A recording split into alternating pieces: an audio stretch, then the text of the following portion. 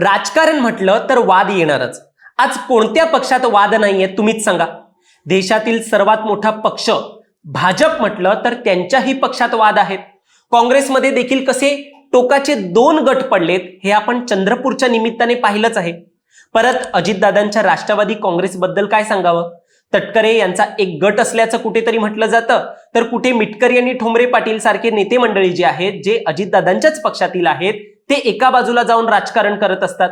मध्ये तर दादांच्याच राष्ट्रवादीच्या नेत्या आमदार सरोज अहिरे यांनी पटकन न कळत एक खंत बोलून दाखवली की दादांकडे तर जाऊ दिलं नाही, आता वहिनींकडे तरी जाऊ द्या, त्यांच्या जवळ उभं राहू द्या।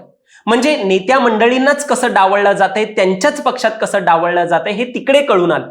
बाकी शिंदेची सेना देखील मित्र पक्षासोबत कशी वाद घालते याचे देखील कित्येक उदाहरण आपल्याला देता येतील। म्हणजे कोणत्याही पक्षात वाद नाहीयेत असं म्हणणं योग्य ठरणार नाही।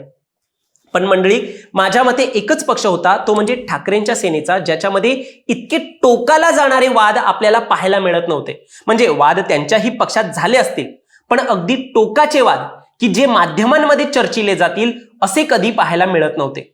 पण अखेर ठाकरेंच्या सेनेला देखील दृष्ट लागली आणि ही दृष्ट म्हणजे राऊत आणि आदित्य ठाकरेंमध्ये जोरदार घमासान झाल्याच्या ज्या चर्चा सुरू आहेत त्यावरच्या आहेत। त्या बाबतीत आपण आता म्हणू शकतोय की कुठेतरी ठाकरेंच्या सेनेला दृष्ट लागली।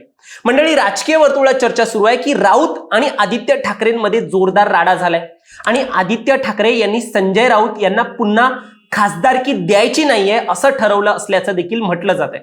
बरं, विषय एवढाच नाहीये, तर शिंदे सेनेच्या नेत्या शीतल म्हात्रे तर खळबळजनक दावे करत म्हणतायत गेल्या आठवड्यात आदित्य ठाकरे यांनी संजय राऊत यांची थेट कॉलर पकडली होती।